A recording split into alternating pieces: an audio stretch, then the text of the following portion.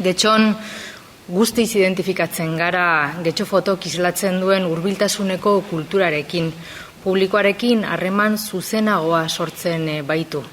Filosofia horrek erdigunean jartzen ditu herritarrak eta gure komunitatearen inplikazio aktiboa sustatzen du.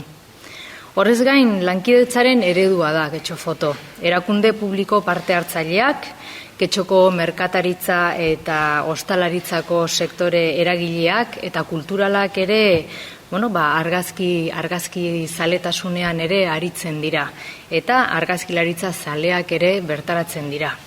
Beraz, guztion artean sortzen dugun eta eraikitzen dugun jaialdia da, ezta?